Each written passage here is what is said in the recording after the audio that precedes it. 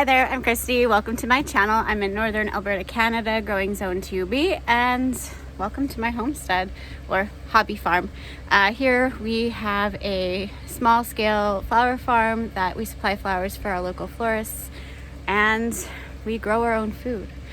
Mother Nature played a prank on me because it snowed again last night, and it's April 1st, and as you can see, we have a lot of snow back there. So since it's Friday today, I decided it would be a really good day to run into town and pick up my mail because I ordered Baker Creek Seeds for the first time. I ordered a variety of watermelons, and I got the notification that they were delivered to my mailbox. So I'm gonna run into town, pick up the seeds, and then I'm gonna show you what I have. I'm curious to know which melons grow the best for the small lunchbox size of melons. I wanna see what grows the best in our climate. So I'm doing an experiment this year, and I thought I would take you along for the ride and show you what I got. So let's run to town, go pick up the seeds for this experiment. Super excited. Got my first ever Baker Creek. Very excited to go see what melons I ordered. I can't even remember.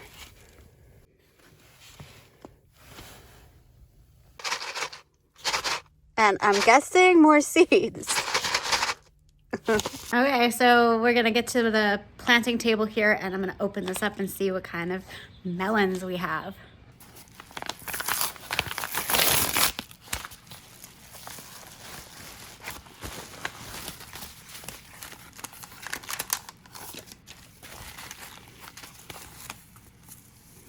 Oh, look at that. I got free seeds, a little gift. FYI, I know they're just a disaster in my house. Just ignore all the background. But I wanted to say what inspired me to try the Baker Creek was actually Jess at Roots Refuge Farm. As many people have said the same thing, that she inspired them to try this type of melon. It's a Kajari. This melon here is the one that she was growing, and I know I have a drastically different climate considering I live in northern Alberta, Canada, and probably closer to the North Pole than I am to the equator. We'll figure that out.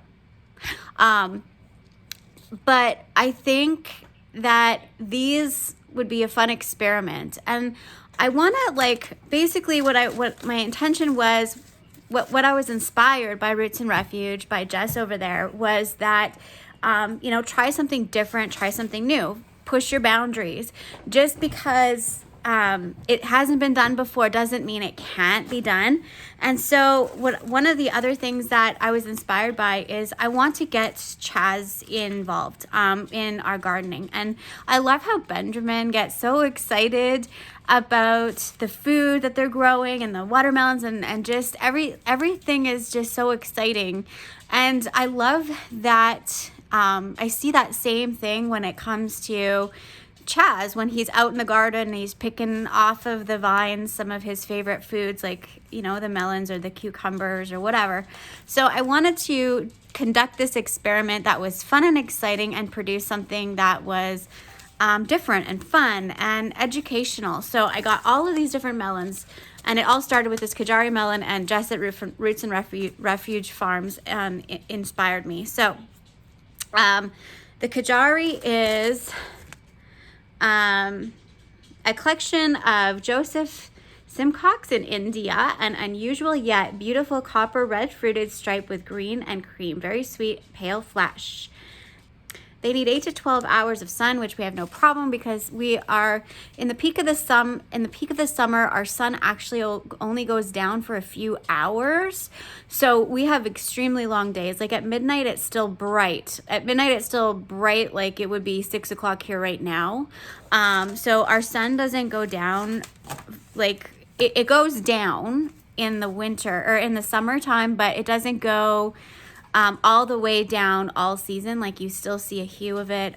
So we only have a few hours of darkness in the middle of summer, and then like really, really dark, and then it's like an ambient light, and then it's the sun comes up again. So we have very, very long days here, which is definitely an advantage for me when it comes to certain crops that I can make up some lost time with because we have longer days of sun. Okay, I went and grabbed my iPad so I could read what it says on their website, but this is the Yamato Kareem, which is really, really interesting. I thought it would be interesting to try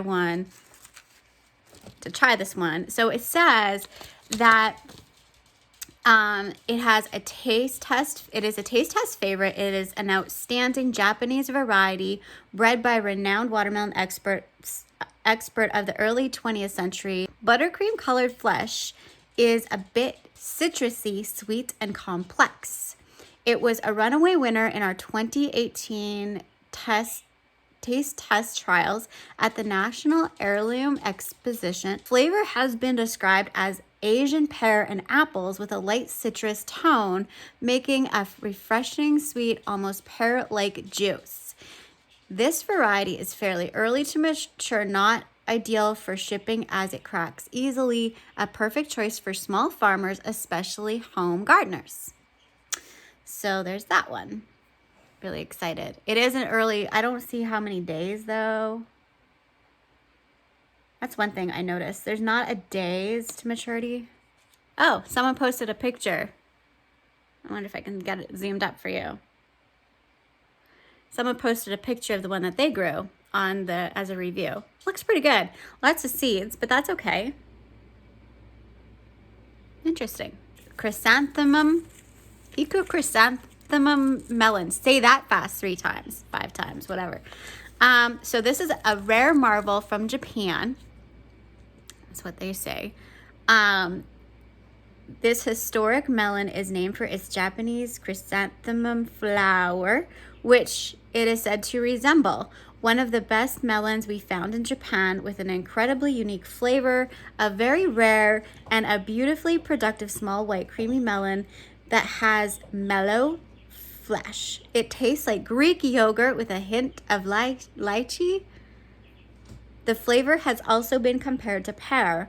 The origin of the Kikyo melon is the Makura uri melon, which came from China to Japan sometimes in antiquity. So there's that. So I'm pretty excited. They're not very big. They're tiny little, I'll show you a picture. They're just tiny little things, but man, that would be fun.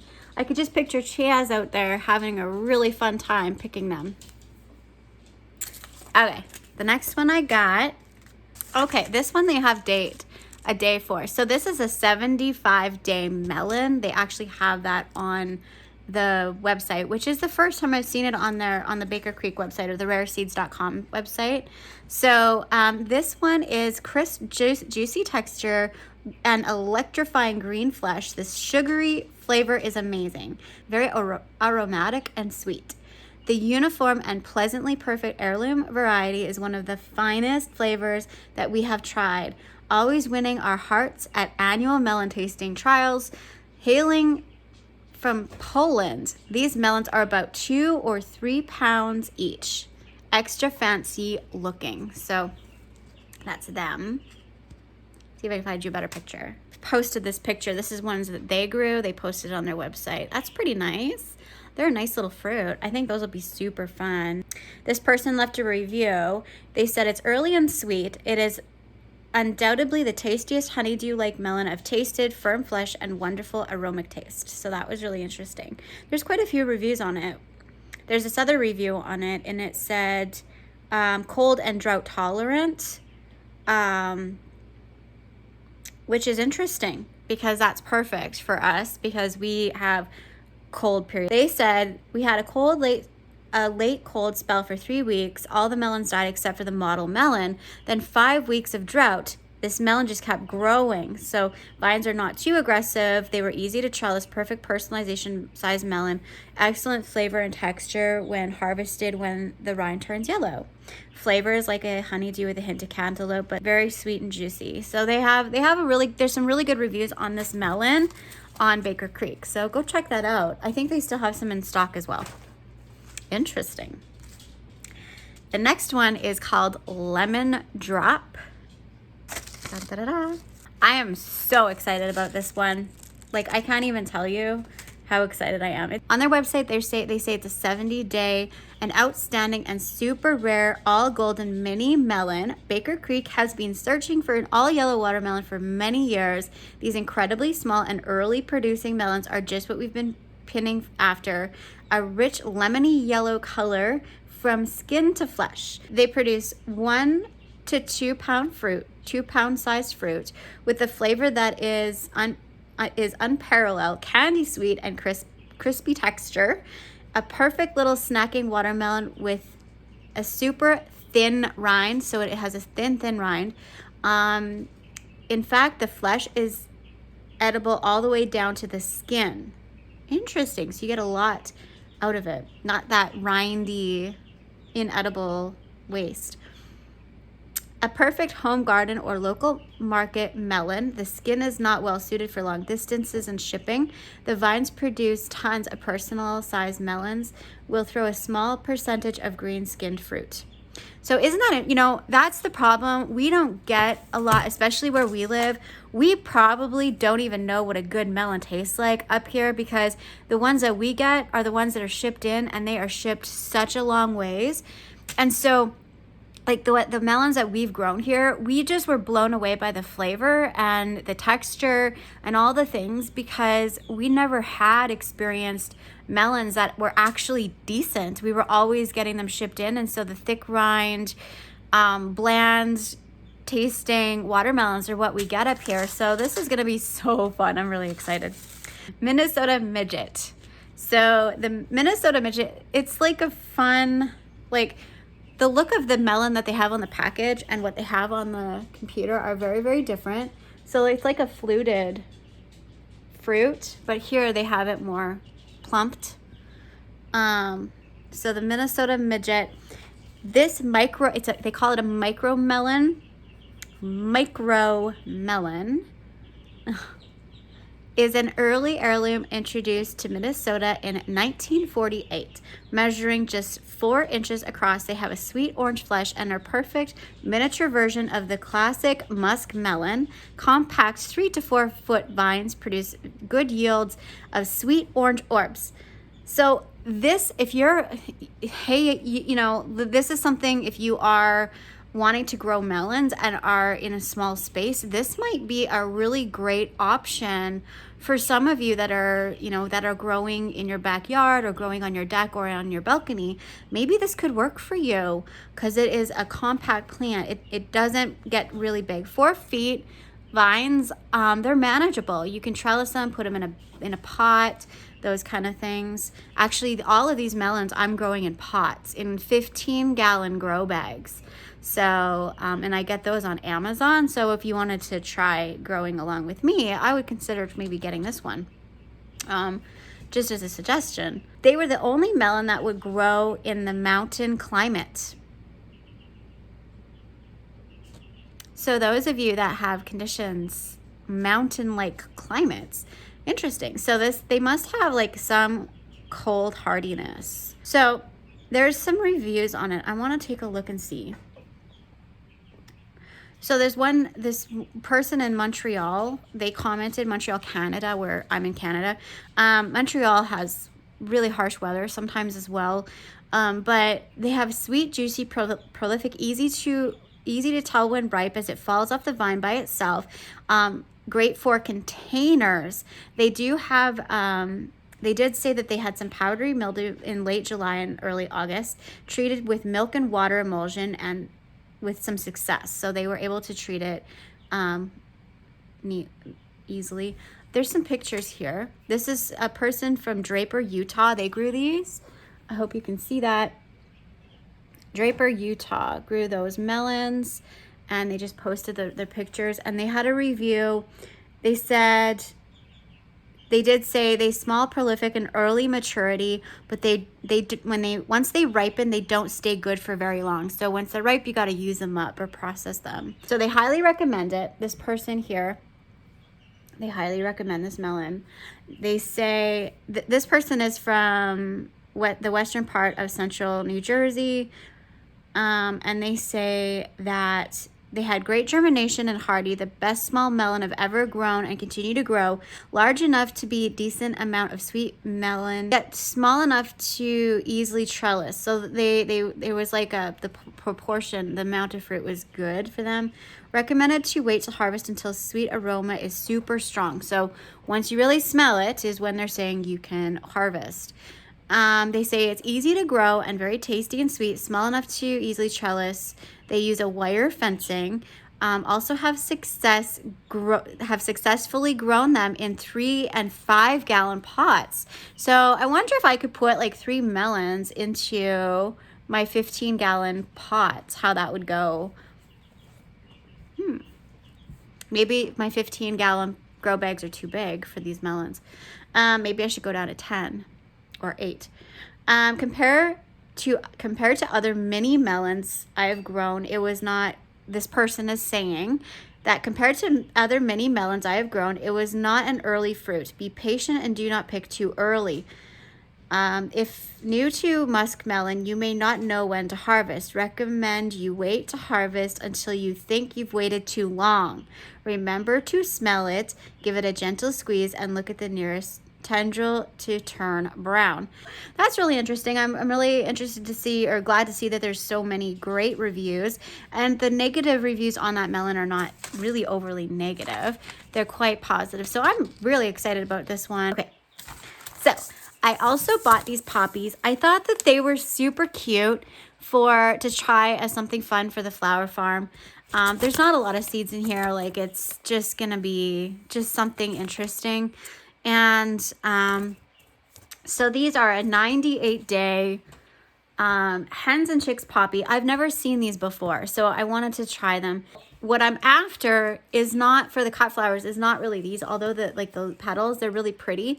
These are going to be really interesting filler pods. So they'll be full of seeds and stuff, but I think that my florists will really enjoy working with that texture and that color in their arrangements as a filler. So that was my purpose of trying them, just to see. And if they turn out great, then perfect. I can plant them and save my seeds and plant them again next year, because they produce a wild amount of seeds. So that was my Baker Creek haul. I'm really excited to try all of them. And I'm really excited to try my new phlox. I've never actually successfully grown phlox from seed before, so this is going to be interesting. I might have to go watch Flower Hill Farm and get educated on how to do that. But anyways, I'm super excited. I hope that you guys are trying something new. One of the other things that inspired me to grow these watermelons like this in an experiment is I want to shift how we're using food in, like, the food we're preserving. So I want to get away from sugar, and I want to get away from having to go to the grocery store to buy specific fruits in off season. So melons, actually, I can like scoop these out and freeze them into bags, and we can use those in smoothies. We can make slushes out of them.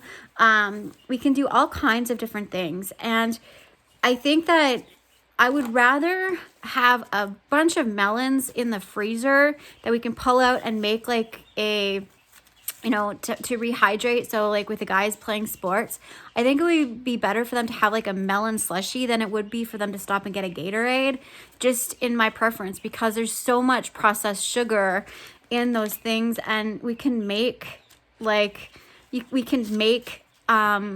things that we can hydrate at home with what we're growing. So I'm trying to eliminate how many types of sugary beverages that the guys drink when they're playing sports.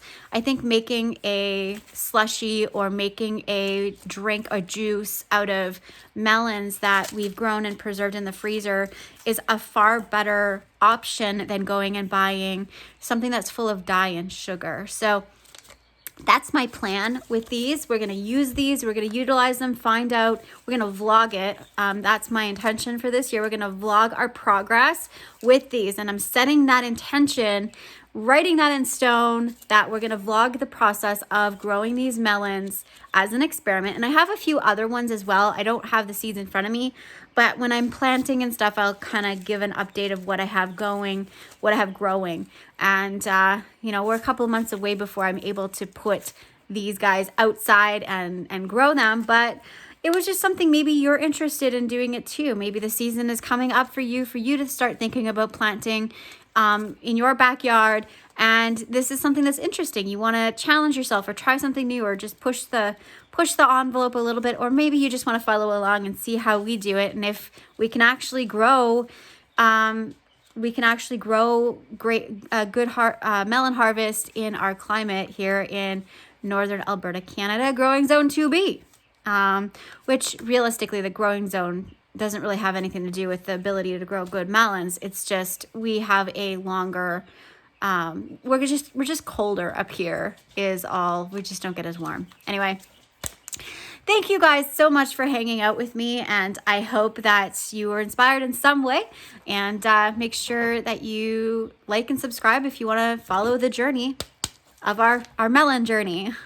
So take care, you guys. Bye for now. Much love. And yes, in the other package, there was corn. So this stuff, I'm doing a whole bunch of different varieties of corn, so I might actually do another video on that. If you guys are interested to know what varieties I'm growing, this is a short season corn, and I have not grown it before, but I have some other varieties that I had a major success with. So let me know. This is a 75 or 80 day. My Fair Lady is what it's called. So anyway, yes, it was seeds. Of course it was seeds. Every day I get seeds. Also, if you have grown any of the varieties that we talked about today, please let us know. And let us know if you have any tips.